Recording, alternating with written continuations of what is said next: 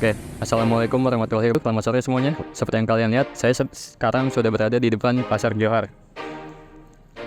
Nah, tapi sebelum masuk ke detail-detailnya, kita akan perkenalan terlebih dahulu.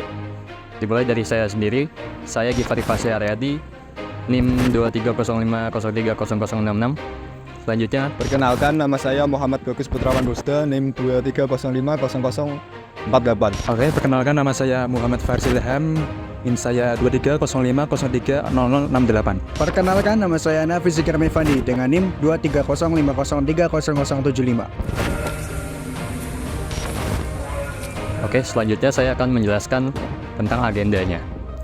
Jadi pertama-tama, saya ingin menjelaskan siapa sih yang membuat bangunan Pasar Johar ini. Jadi dia ini adalah seorang arsitek yang bernama Herman Thomas Clarkson. Dia merupakan seorang arsitek dan seorang perencana di wilayah pemukiman di Hindia Belanda. Dia lahir di Amsterdam pada 22 April tahun 1884. Pasar Johar sendiri merupakan pusat komoditas di Kota Semarang yang menyediakan seluruh kelengkapan dan kebutuhan masyarakat di Kota Semarang.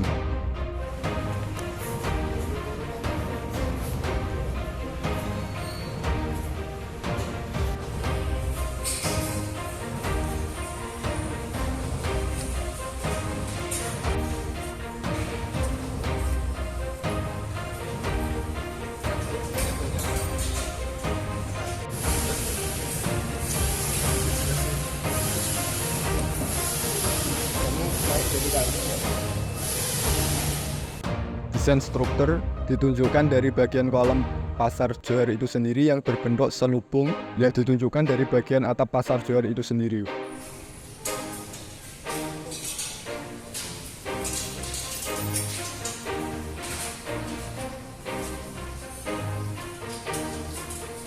Yang memberikan pencahayaan alami dalam ruangan dan desain mekanikal yang ditunjukkan dari sistem penerangan air hujan sehingga tidak mengganggu estetika dari interior bangunan. Tatanan arsitektur pada desain Pasar Johar yang ditunjukkan dari aliran arsitektur sebagai berikut: pencahayaan alami bangunan, pembentukan massa bangunan, denah kepotongan atau tampak, sirkulasi yang dipakai ruang, unit keseluruhan, penambahan dan pengurangan.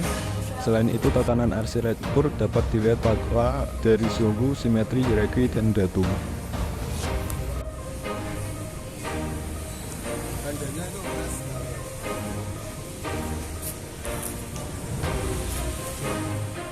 Pasar Johar adalah pasar tradisional terbesar di Asia Tenggara yang didirikan pada tahun 1860. Pasar ini berdekatan dengan Pasar Padamaran dan juga Penjara Lama.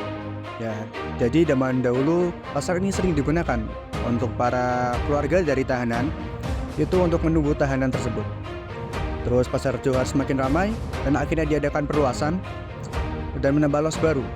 Nah, fakta uniknya, nama Pasar Johar ini diambil dari kayu johar yang digunakan dalam proses perluasan pasar ini.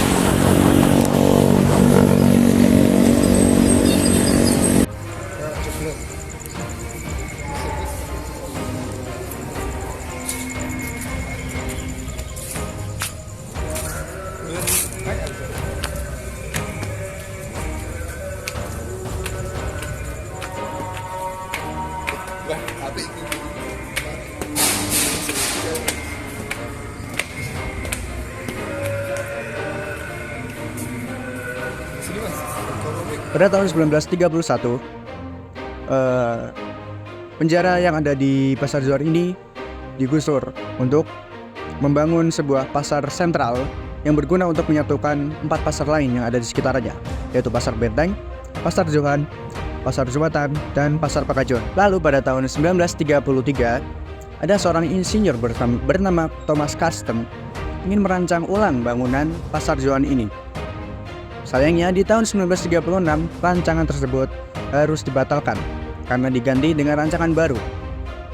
Demi membuat efisiensi ruang dalam Pasar Johan ini makin baik.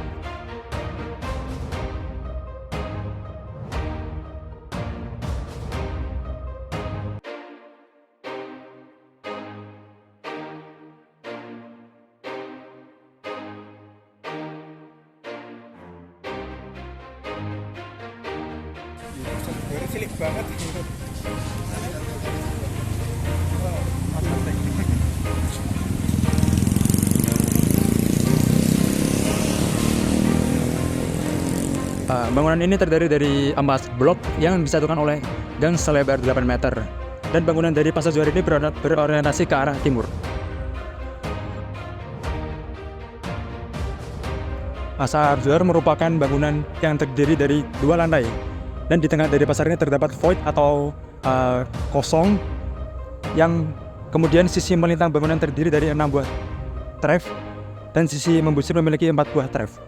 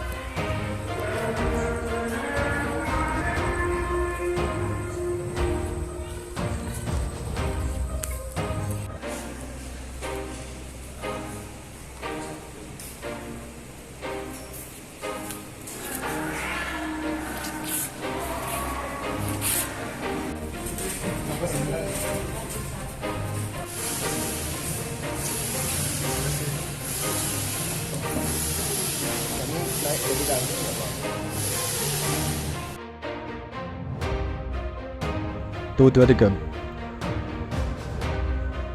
Pasar Johar memiliki pondasi yang terbuat dari batu, kemudian struktur terbuat dari beton bertulang dengan sistem cendawan pada kolom-kolomnya.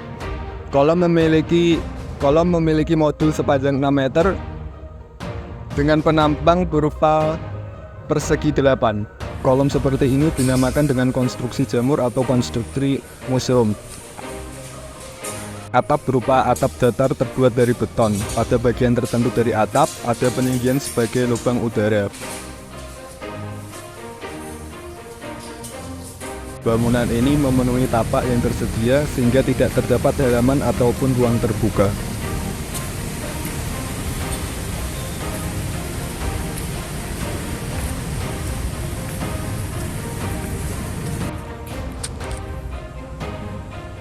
Oke, kesimpulannya, Pasar Johar adalah salah satu pasar tradisional yang ada di Kota Semarang di dekat dengan Kota Lama. Pasar ini dibangun dan dirancang oleh insinyur Thomas Karsten. Nah, insinyur ini menggunakan gaya arsitektural Indis, yaitu gabungan antara gaya arsitektural Belanda dan Jawa. Pergabungan dua gaya arsitektural tersebut terjadi karena proses akulturasi yang panjang. Karena menurut beliau, arsitektural di Eropa itu tidak cocok dengan gaya arsitektural di Jawa secara keseluruhan. Kenapa? Alasan yang pertama, tentu saja karena budaya yang berbeda. Dan alasan kedua, karena Jawa tetaplah Jawa.